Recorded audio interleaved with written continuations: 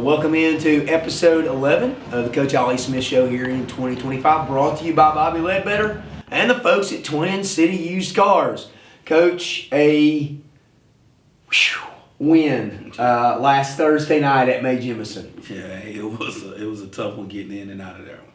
You knew going in that Mae was very talented on the defensive side of the ball, and they did pose some major issues for your offense. Oh, absolutely, man. We knew that those big guys up front, they do a good job of run stopping and pass rushing. Man, they do a really good job, and there's a reason why they have two SEC commits. Yeah, absolutely. The Harris kid was a heck of a ball player, but your team able to make some plays when it was needed. Oh, definitely. I was very proud of them. Situational football came up in some key areas throughout the night, and they executed when they needed it.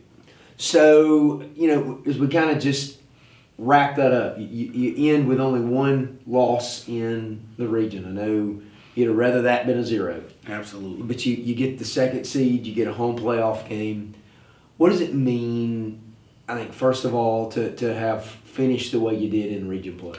Well, I think that it goes hats off to our coaching staff, hats off to our kids. They've done a great job this season, Sure. taking up the slack in some areas and doing a really good job. And, I tell our kids, and I would imagine that most coaches around the state would agree, it's not easy getting into the playoffs.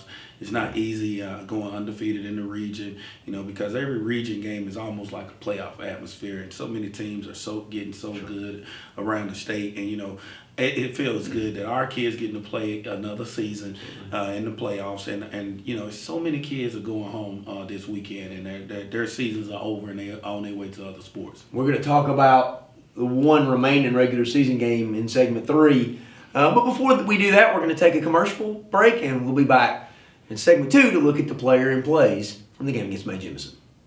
Hey Titan fans, this is Coach Ali Smith. Are you looking for a great deal on a used car? At Twin City Used Cars in Gaston, they have the best selection of pre-owned vehicles to fit your budget and lifestyle, and they offer competitive pricing to make sure you drive away with comfort.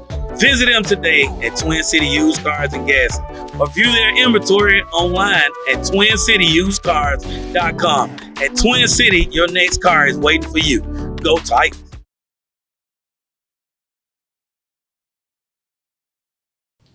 All right, welcome back to segment 2 of the Coach Ali Smith Show. Coach, we spend this second segment talking about players and some plays from the ball game.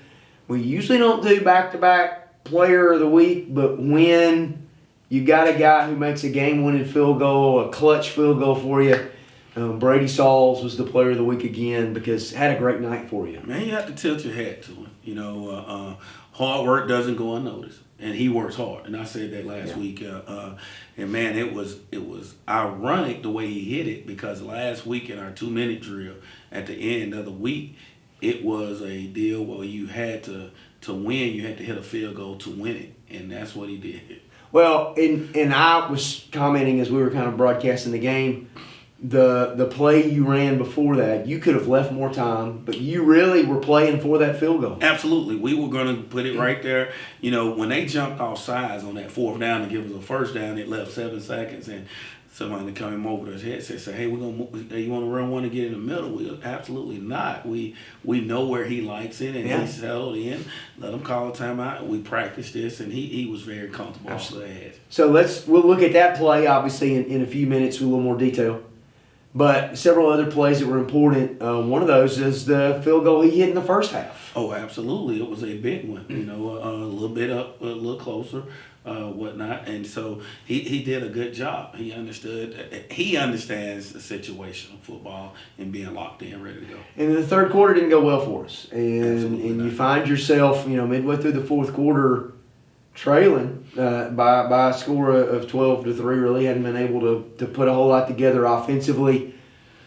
And then we've said his name a lot. Ty Sims just with this run that we're going to let everybody see, kind of put the team on his back and said, nope, we're gonna keep going, and has a phenomenal run, broke several tackles and made a great play. Ty, before the game, And during the game, he asked me to please let him play both ways. And he said, Coach, you know, his thing was, Coach, do you ever have that feeling where just can't nobody stop you? He said, I'm feeling that way tonight. And he played that way. He did. He really played that. Couldn't nobody stop him. We were very proud of him. He puts a tremendous amount of work in on the field, off the field, trying to get his body ready to go every Friday night. And Sure. so we were very, very proud of him. And you expect your seniors to make those kind of plays. Sam made some really good throws down the stretch for you and got us set up. We scored that touchdown. You know, Ty runs that one in. Then your offense gets this last opportunity. It's late in the ball game, and let's kind of talk through that drive a little bit. Oh man, we right there in that 2-minute drill. It was a really good opportunity. We had 2 timeouts, but we operated the 2-minute drill where we actually didn't have to take any. Sure. You know, the middle of the field was wide open for us, but we felt good about working the sides because they was kind of giving it to us. They did knock down one ball doing that opportunity, but we was able to push the ball and then just take what they was giving us, and we was able to even slip one up on them and run it because we had time. Well, and you talked about that, had struggled a little bit blocking defensive ends in the first half. But your offensive line, that last drive, really just stepped up and made some plays against a really good rush front. Yeah, they did a good job. You know, our offensive line, you know, got some young guys up there. At one point, we were making some wrong calls because one side thought they were pinching and the other side thought they were slanting. So they kind of confused us right there a little bit, but they got it sorted out. Sure. Did a really good job talking and communicating with one another, and they held their own right there at the end. And then you get down and we get to line it up and kick the game winner, which is the play of the game. Absolutely. Obviously, play of the week is the kick. Anytime you have a play that wins a ball game, it kind of raises itself up to a new level. And we talk about Brady, who's done a great job for you. But the reality is there's a lot more that goes into kicking a game-winning field goal than just the kicker kicking the ball. Oh, absolutely, man. You got to have a great snap, which was by Carson Ashley. You got to have a great hold, which was by Kai Franklin. And then the guys up front, that whole offensive line and those edge guys, those 2 wing guys are doing their job in blocking because, you know, May had a great push Yes. to try to get in there. And our guys, they bowled themselves up and they really did a great job of protecting. And then you got the funny part was funny, but not in the moment. Not funny, is there was still a second left. Oh, yeah. Oh, yeah. So you're trying to get these young guys back on the field and go, hey guys, we still got a kickoff left. We got to cover a kick. Oh, absolutely. You know, and one of the things that, you know, you learn from ball games when you go Sure. back and study the film and different things. So, you know, we talk about, hey, now do you kick it deep? Do you swib it? Do you sky it? You know, make them, well, hey, you know, it's just 1 second on the clock. You possibly can onside it and make them have to cover it and the game's over. Well, they don't have opportunity to field it and then throw it around and try to get one. So for us, that's a learning experience for us, for our young kids. Absolutely. They did a better job of composing themselves and not running out on the field with a minute left and then getting us a penalty right there. Absolutely. And then you give them a chance to throw a Hail Mary, do something Absolutely. there Get the on ball that into the end one zone. time down, which can happen in that situation. So 6-3, 1 regular season game remaining. We'll be back to look at the game against Fultondale in just a moment.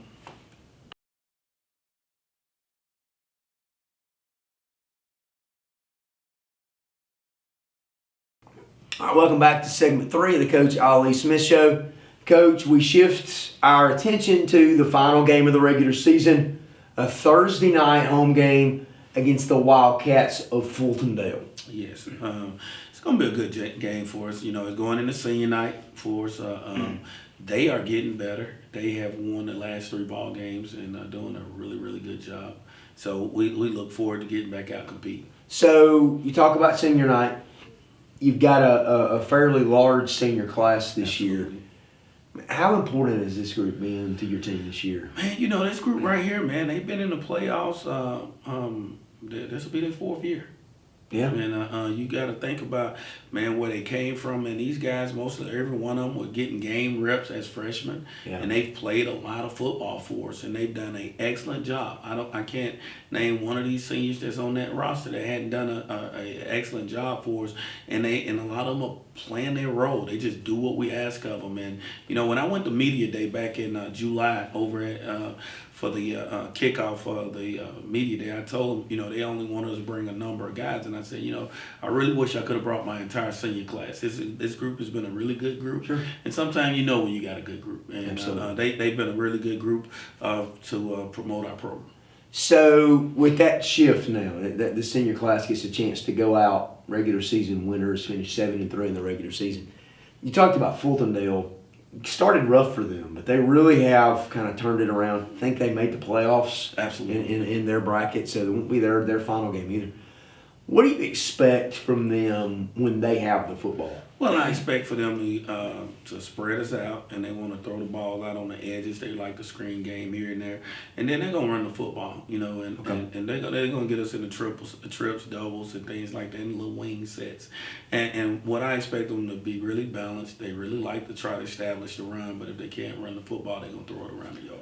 So that's offensively, right? Mm-hmm. Defensively, where they've seen a lot of improvement this year. Absolutely. Talk about what they do defensively. But they're going to try to keep everything out in front of them. They're not going to let you beat them with the deep ball. That's what they want to try to keep everything in front of them. However, and then they're going to send a few little pressures up with the front, move them around a little bit. But ultimately, what we need to do is just keep getting better. That's what we got to do. Keep getting better. That'd be your focus this Absolutely. week. Come out Thursday night. Titans against Fultondale, senior night, final game of the regular season. Hope to see you there. As for Coach Smith, I'm Stephen Frazier. Thanks to Twin City Used Cars for their sponsorship of the Coaches Show. And go Titans. Titans.